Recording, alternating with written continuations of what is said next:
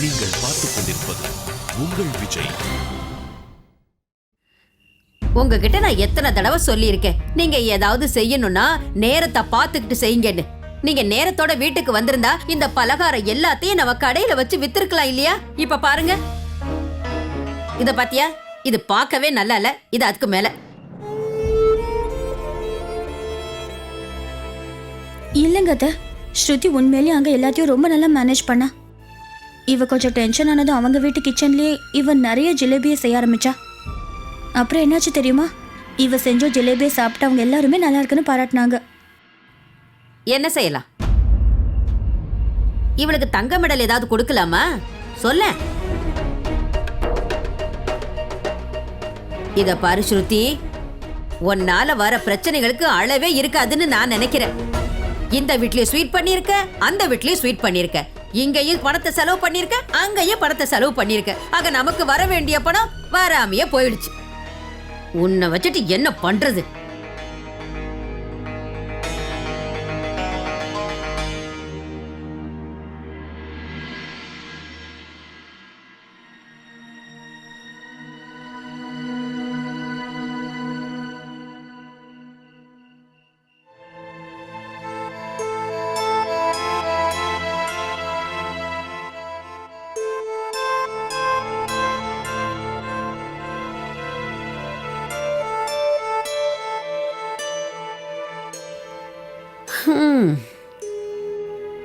இப்ப ஒரே ஒரு வழிதான் இருக்குன்னு நினைக்கிறேன். அந்த கான்ட்ராக்டருக்கு ஒரு தடவை போன் பண்ணுங்க. அப்புறம் அவர்கிட்ட சொல்லுங்க, கொஞ்சம் ரிக்வெஸ்ட் பண்ணி கேளுங்க.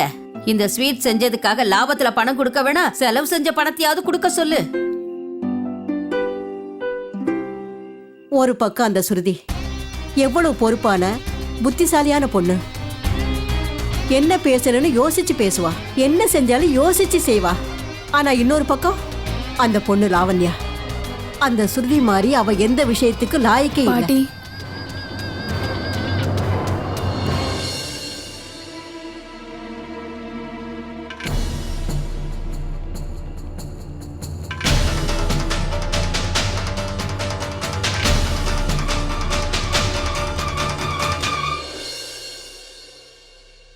பாட்டி, தயவு செஞ்சு நான் அப்படி செஞ்சதுக்காக என்ன மன்னிச்சிருங்க. லவண்யா, பரவாயில்ல, இருக்கட்டும். ஆமாமா லாவண்யா, சின்ன பசங்க மிஸ்டேக் பண்றது சகஜம் தானே. என்னத்த நான் சொல்றது?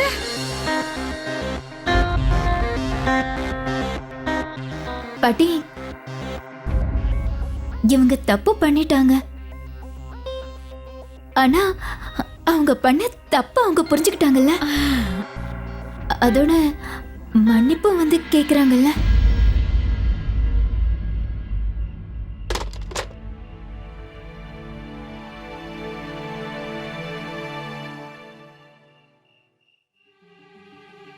கான்ட்ராக்டர் என்ன சொல்றாருன்னா ₹1 கூட கொடுக்க முடியாதான். ரொம்ப கோவமா பேசினாரு. இது எல்லாமே உன் கோபத்தினாலதான் நடந்தது ஸ்ருதி.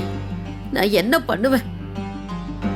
நாம இப்ப வலையில மாட்டின மீன் மாதிரி இருக்கோம்னு நினைக்கிறேன். நாம எது செய்ய ஆரம்பிச்சாலும் அது நஷ்டத்துலதான் போய் முடியுது. நான் என்ன பண்ணுவேன்?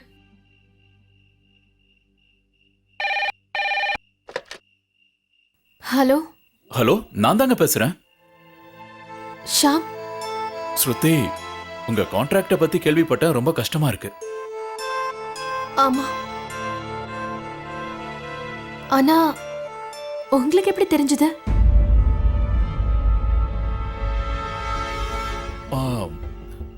என்ன ஸ்ருதி நீங்க சொல்றீங்க? உங்க குரலை கேட்டதுக்கு அப்புறமும் கூட எனக்கு தெரியாதுன்னு நினைக்கிறீங்களா? என்ன விஷயம்னு இப்ப என்கிட்ட சொல்றீங்களா? இதுக்கு மேல சொல்றதுக்கு எதுவுமே இல்ல. அந்த கான்ட்ராக்டர் பணமே கொடுக்க முடியாதுன்னு சொல்லிட்டாரு. அது மட்டும் இல்ல, அத்தையோட வளையல வேற அடகு வச்சுட்டேன். நீங்க எதுக்கும் கவலைப்பட வேண்டாம் ஸ்ருதி, எல்லாமே சரியாயிடும்னு எனக்கு முழு நம்பிக்கை இருக்கு. நாளைக்கே நாங்க வரேன். அப்ப ஏதாவது ஒரு வழியை கண்டுபிடிக்கலாம். அது வரைக்கும் நீங்க 2-3 ஜிலேபியை சாப்பிட்டு சந்தோஷமா அமைதியா இருங்க, சரியா? அப்புறம் இன்னொரு விஷயம், அத்தை உங்களை ஏதாவது திட்டினாங்கன்னா கண்டுக்காம அமைதியா இருங்க. நான் நாளைக்கு வந்து பேசுறேன், ஓகே? சரி, இப்போ நான் வச்சிடுறேன். ம். ஸ்ருதி, அப்படி யார் ஃபோன் பண்ணது? ஷியாம் தான் அத்தை. நாளைக்கு இங்க வரேன்னு சொன்னாரு. அதுக்கப்புறம் எல்லாரும் சேர்ந்து ஒரு முடிவெடுக்கலாம்னு சொன்னாரு. இவங்க தப்பு பண்ணிட்டாங்க தான். ஆனா உங்ககிட்ட மன்னிப்பு கேக்குறாங்கல்ல.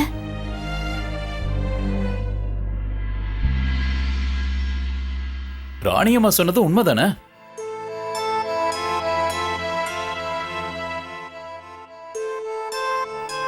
என்ன, அப்படிதானே பாட்டி?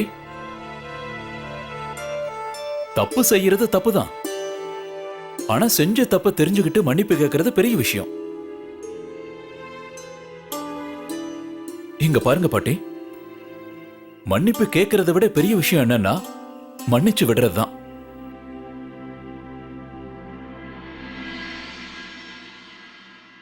ரொம்ப லேட் ஆயிடுச்சுல்ல, அதனால தயவு செஞ்சு எல்லாரும் இங்க இருந்து போனீங்கன்னா நான் கொஞ்ச நேரம் தூங்குவேன்.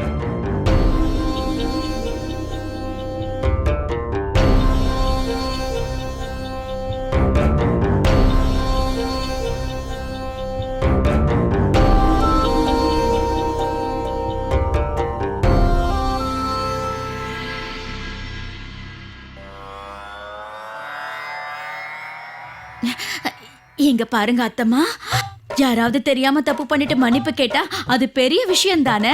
நாம அதை ஃபர்கெட் பண்ணிடுறது நல்லது. Good night.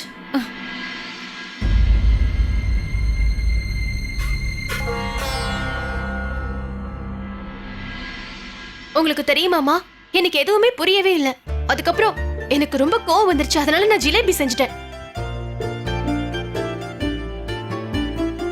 நீங்க ஒருத்தங்க மட்டும்தான் என்ன புரிஞ்சுக்கிறீங்க. என் மனசுல என்ன இருக்குங்கிற விஷயம் உங்களுக்கு தெரியும் இல்லம்மா. அந்த கான்ட்ராக்டர் பணம் கொடுக்க முடியாது போங்கன்னு சொல்றான்.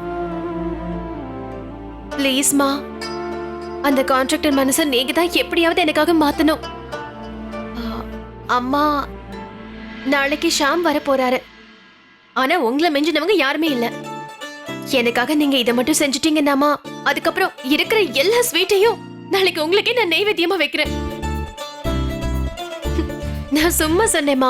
இந்த ஸ்ருதியை பத்தி உங்களுக்கு தெரியும்ல. கெட்டு போன ஸ்வீட்டை உங்களுக்கு எப்பவும் நான் வைக்க மாட்டேன். உங்களுக்கு எப்பவுமே ஃப்ரெஷ் ஸ்வீட் தான்.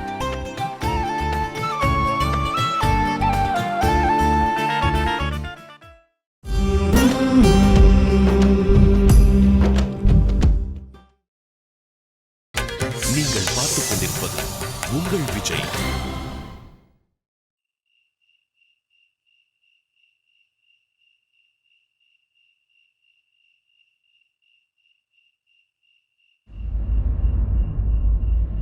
ஸ்ருதி, உன் கால இருந்த கொலுசுங்க. இதோ இப்ப நீங்க சொல்லுங்க, ஸ்ருதி எங்கன்னு சொல்லுங்க. நான் ஒன்னும் உன் கூட விளையாடல ஸ்ருதி. உண்மையிலேயே ஒரு காலில் கொலுசு இல்ல பாரு.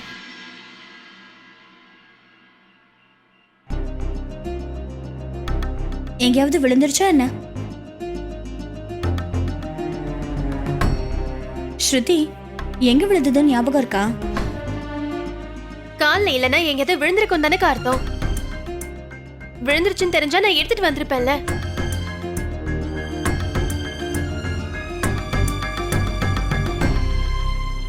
கொலுசு எங்க விழுந்திருக்கோம்?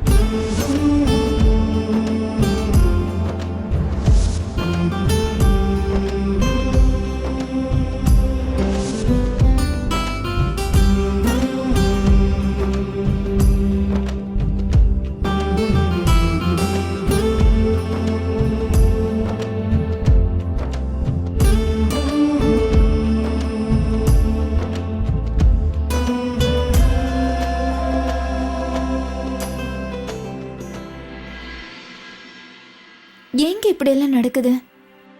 ஒரு பிரச்சனை முடிஞ்சதும் இன்னொரு பிரச்சனை ஆரம்பிச்சுடுது. ஒரு பூட்டை திறக்கிறதுக்குள்ள இன்னொரு பூட்டு சவி தொலைஞ்சு போகுது.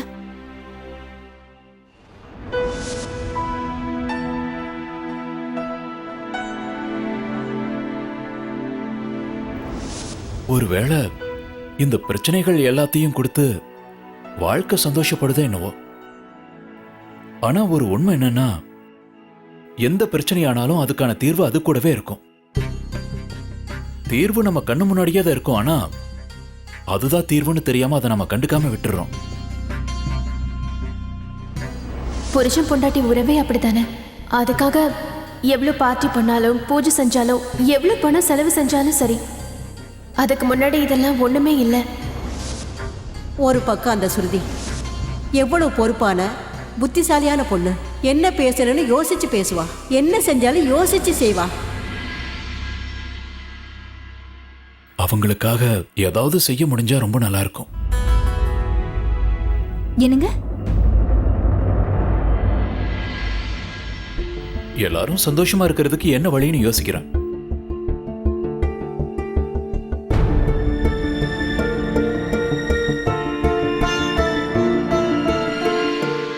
ஒரு பக்கம் அந்த சுருதி எவ்வளவு பொறுப்பான புத்திசாலியான பொண்ணு. அந்த சுருதி மாதிரி அவ எந்த விஷயத்துக்கு லாயக்கே இல்லை. ஸ்ருதி, நம்ம கேள்விக்கு பதில் கிடைச்சிடுச்சு.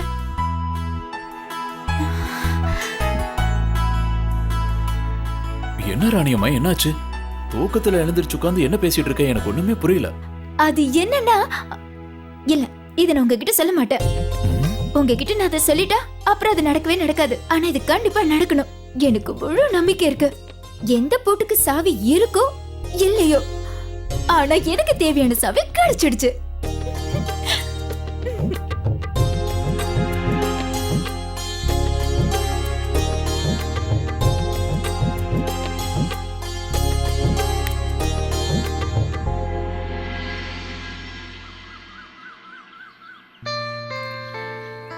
இப்ப எனக்கு என்ன செய்யறதுனே தெரியல ஷியாம் தம்பி.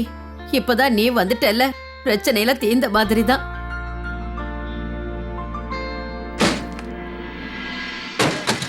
ஒண்ணு இல்ல, இந்த ஜன்னலே அப்படித்தான்.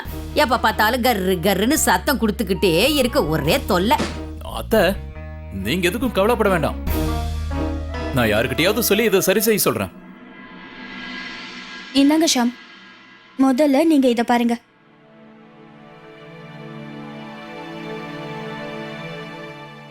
ஏன் ஷியாம் தம்பி, அந்த கான்ட்ராக்டர்கிட்ட நீங்க ஒரு தடவை பேசி பார்க்கலாம்ல?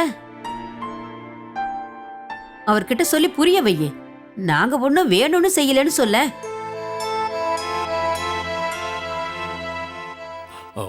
இத பத்தியெல்லாம் நம்ம அப்புறமா யோசிக்கலாம்.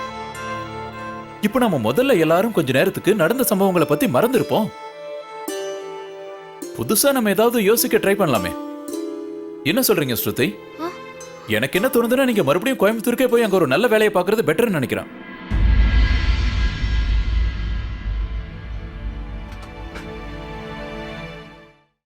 ஐயோ ஷாம், நான் இந்த விஷயத்த ரொம்ப நாளா ஸ்ருதி கிட்ட சொல்லிட்டு இருக்கேன். ஆனா இவ என் பேச்ச கேட்கவே இல்லை.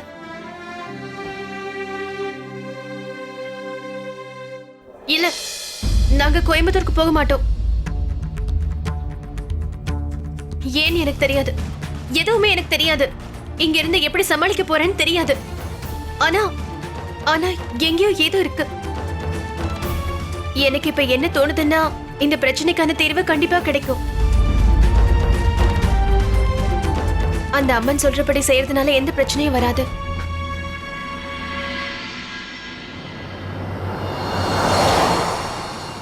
என்னம்மா அஞ்சலி, இப்படி காலங்காத்தால நாம 2 பேரும் எங்க போயிட்டு இருக்கோம்னு சொன்னா கொஞ்சம் நல்லா இருக்கும். நான் உங்களை சிவன் கோயிலுக்கு கூட்டிட்டு போயிட்டு இருக்கேன். ஆனா இப்படி மார்னிங்கே சிவன் கோயிலுக்கு போய் அவரை எதுக்கு டிஸ்டர்ப் பண்ணணும்? அந்த கார்டு தான் நமக்கு ஏற்கனவே நிறைய கொடுத்துட்டாரு அஞ்சலி. நீங்க பாத்துக்கிட்டே இருங்க அத்தை. லாவண்யாவோட பிரச்சனையை தீர்க்கறதுக்கு எனக்கு ஒரு புது வழி கிடைச்சிடுச்சு. என்ன பொறுத்த வரைக்கும் அந்த லாவண்யாவே ஒரு பெரிய பிரச்சனை தான். ஒருவேளை நாம 2 பேரும் ஒரு ராங் அட்ரஸ்க்கு போயிட்டு இருக்கோமா என்ன? அந்த லாவண்யா லக்ஷ்மி நகர்லயா? ஒருவேளை தப்பான ஃபேமிலில பிறந்துட்டாளா என்ன? தப்பான ஃபேமிலி இல்ல, எல்லாம் சரியாதான் இருக்கு. சரி சரி. நான் உங்களை தப்பான இடத்துக்குலாம் ஒன்னும் கூட்டிட்டு போல, உங்களை சரியான இடத்துக்கு தான் கூட்டிட்டு போயிட்டு இருக்கேன். உங்களை நான் எதுக்காக கூட்டிட்டு போறேன்னு தெரியுமா? எனக்கு கொஞ்சம் தைரியம் கொடுக்கறதுக்காக. பக்கபலமாவா? என்ன சொல்ற நீ? நாம ஏதாவது ஹில் ஸ்டேஷன்ல இருந்து குதிக்க போறோமா? இந்த லாவண்யாவை பத்தி யோசிச்சாலே என் கை காலெல்லாம் வலவலன்னு நடுங்க ஆரம்பிச்சிடுது. இங்க பாருமா அஞ்சலி, நீ என்ன கூட்டிட்டு போறது பார்த்தா ஏதோ லாங் சஸ்பென்ஸ் ஸ்டோரி மாதிரி இருக்கு.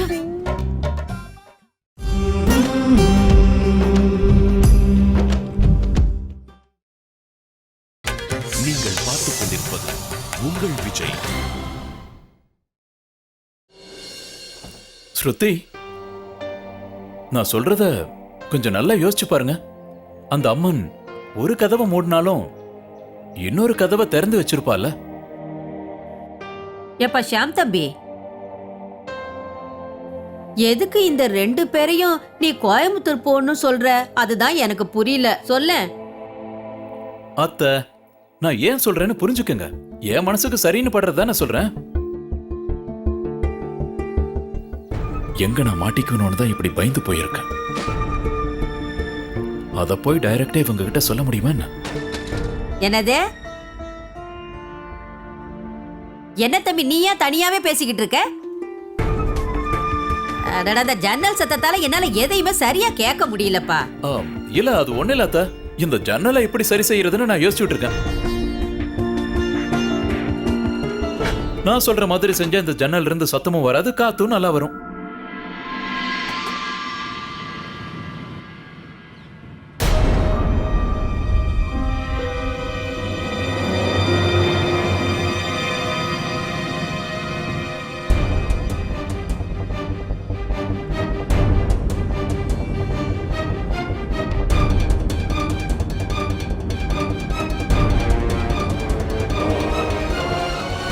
ராணியம்மா இங்க எங்க வந்திருக்கா?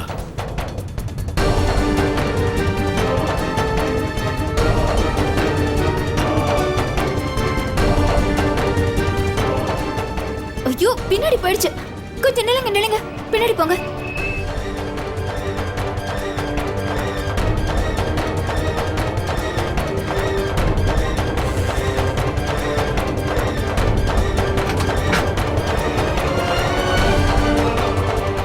என்ன ஷாம் தம்பி, என்னாச்சு? ஏன் ஜன்னலை திறந்து வச்சுட்டு அப்படியே நின்னுகிட்டு இருக்க?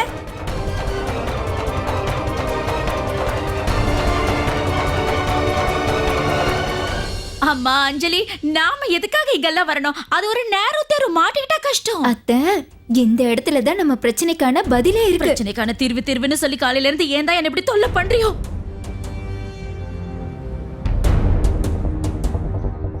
ஏ ஷாம் தம்பி, ஜன்னலை சாத்துறதுக்காக நீ அங்க போனியா இல்ல அங்க நின்னு வேடிக்கை பார்க்க போனியா? ஒண்ணு இல்ல அத்தை, எனக்கு திடீர்னு ஒரு வேலை ஞாபகம் வந்துருச்சு. அர்ஜென்ட் வேலை. நல்லா இருக்கே. இந்த தடவை நான் உன்னை இங்க இருந்து போக விடுறதா இல்ல.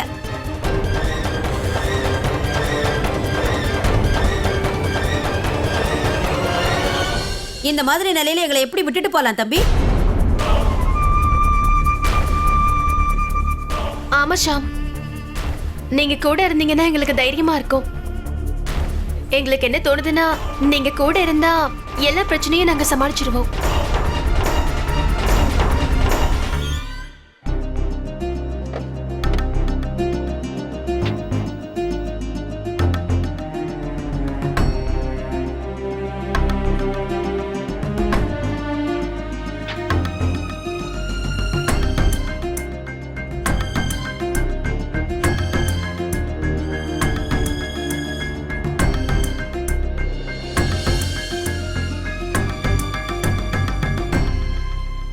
இந்த வீடு எப்படி நம்ம பிரச்சனைக்கு ஒரு தீர்வா மாறும்னு நீ சொல்றேன்னு எனக்கு புரியல. இந்த வீடே ஒரு பிரச்சனை மாதிரி இருக்கு, இதுக்கு சொல்யூஷன் வேணும் போல இருக்கு. ஆமா, இது யாரோட வீடு? ஸ்ருதியோட வீடு. ஏனா ஸ்ருதி, யாரா அந்த கிழிஞ்ச புடவையா? No no no no no, never. அந்த வீட்டுக்குள்ள நான் நிச்சயமா வரவே மாட்டேன். நான் இப்படியே போயிடுவேன். அத்தை, நில்லுங்க நில்லுங்க. அஜயோட கல்யாணம் நடக்கணும்னு ஆசைப்படுறீங்களா? ஆசைப்படுறீங்களா? உனக்கு என்ன பைத்தியம் பிடிச்சிருக்கா அஞ்சலி? நம்ம அஜய்க்கும் அந்த கிழிஞ்ச புடவைக்கு என்ன சம்பந்தம்? ஐயோ அத்தை, நான் அப்படி சொல்லல. நீங்க முதல்ல என் கூட வாங்க, உங்களுக்கு எல்லாம் அப்புறம் சொல்றேன். அஞ்சலி, நீங்க வாங்க சொன்னா அத்தை. கேளு. வாங்க, எனக்கு பிடிக்கல. நீங்க வாங்கன்னு சொல்றேன்ல, உங்களுக்கே புரியும். வாங்க அத்தை. வாங்க, 2 நிமிஷம் தான். நீங்க வாங்கன்னு சொல்றேன்ல, நம்மளோட எல்லா பிரச்சனையும் இங்க தேந்துரும். நீங்க வாங்க அத்தை, நான் சொல்றது கேளுங்க. அடடா இந்த சாந்தமி சொல்ல சொல்ல கிளம்பி போயிட்டாரு. ஏன் போனார்னே தெரியல.